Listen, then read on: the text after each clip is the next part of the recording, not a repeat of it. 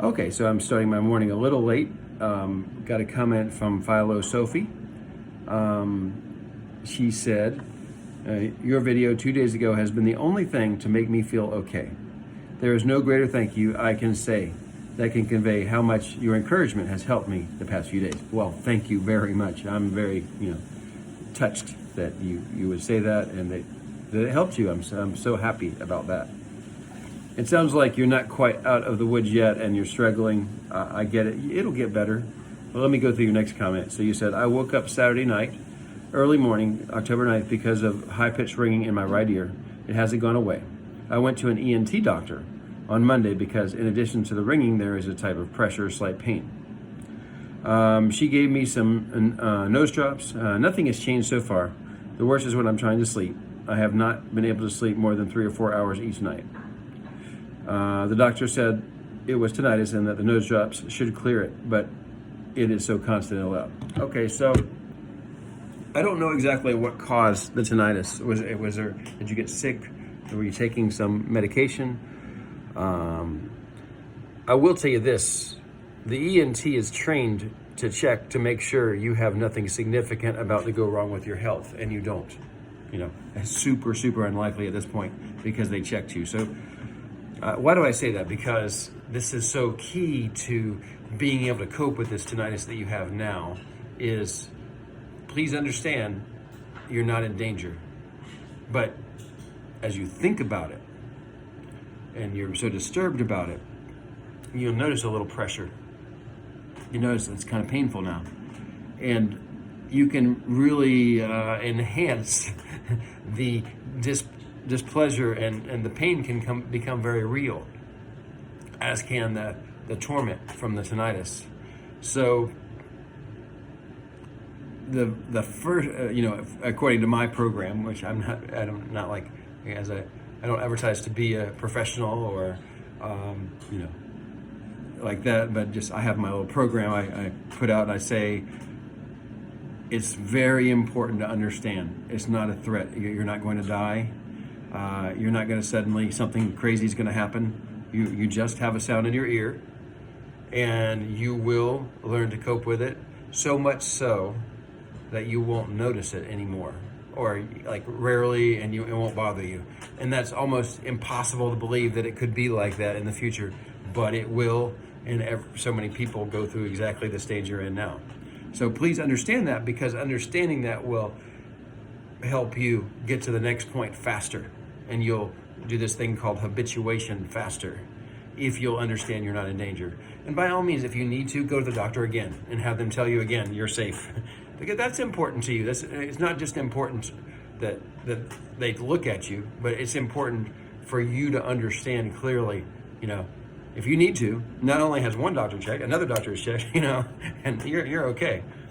So after that, if you'll really accept, into your heart, into your mind, that you're okay, you're not in danger, what's going to happen is your chemistry is going to change, where you are not so just tormented by the tinnitus. You'll start to relax. The sound won't feel so intense anymore, and later it'll almost be gone in many ways.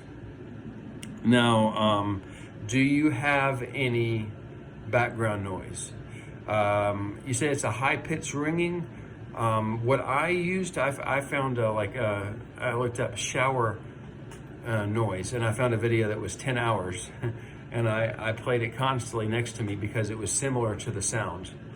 You can look for like babbling brook noise, things like that, and play it on your phone or on your computer, and just keep that near you, because if you can find a sound that's similar, there's people that'll talk about don't listen to it too loud or whatever.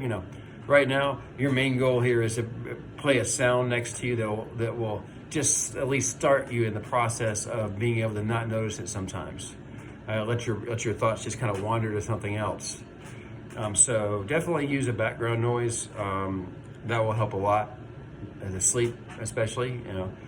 What I did, I literally had the laptop computer like right here above my head at the bed with the speakers like right there on both sides. There's probably more professional ways to do it, But I had a chair next to me on the bed, like at the head of the bed, and I just put the computer there every night for a long time, and I slowly didn't need it. Right now, I have a noise, like an air purifier that I just turned off, and now I can definitely hear the tinnitus very clearly, but it doesn't bother me anymore. It's just as loud as it was when I started, and I thought it was so loud. And I was just listening to it, But now, like, I'm fine. I'm not in danger. And I'm able to get my thoughts on something else. And for you, I know it's not easy right now, but I'm just giving you those two things to start with, is that you're not in danger. And then also, what was the other thing? Just have some kind of background noise. Research some YouTube videos. Try to find something you can play constantly near you. And then, as far as the sleep, if this has just been going on for a few days and you're getting 3 or 4 hours a night, cool.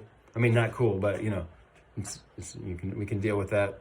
I'm not a doctor, but if you start going a week or 2, 3 weeks, and it's still the same, then I think you probably should get some medication. But the first line of defense will be natural remedies.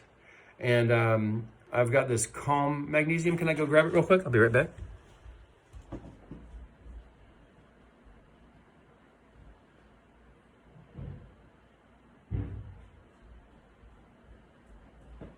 Okay, so have you seen this one before? This is the Calm Magnesium. I'm not selling it or anything. I'm not a sponsor. But this stuff is great. I think you take it's about 325 milligrams of this a magnesium carbonate about an hour before bed. I still take it every night, but what it does is it has a very calming effect. It's really good for anxiety, not just taking it before sleep, but just like in general, if you just take it every day, it'll tend to knock down that anxiety pretty good. If you have any other anxiety problems, over the long term, vitamin D is good to take daily, but it can take a few months to build it back up if you're a little low. I don't know if you've had a blood test, but that can be good. B vitamins and things like that too. But B vitamins can also make you more anxious. So I'm not really into B vitamins, but D is good. But this Calm is great stuff. And, you can do all the other normal things like, there's they have CBT, they call it cognitive behavioral therapy, related to sleep, getting the room dark enough, being consistent when you go to sleep and wake up. If you're really having trouble sleeping, just get up and do something else. Do something like play the background noise and read. Something like that can be a really good activity. And just try to watch every word go down the page and read each word. You've got this, but you try to see if you can just focus in on reading the best that you can while you have the background noise, and hopefully you can tune it out a little bit and then fall asleep.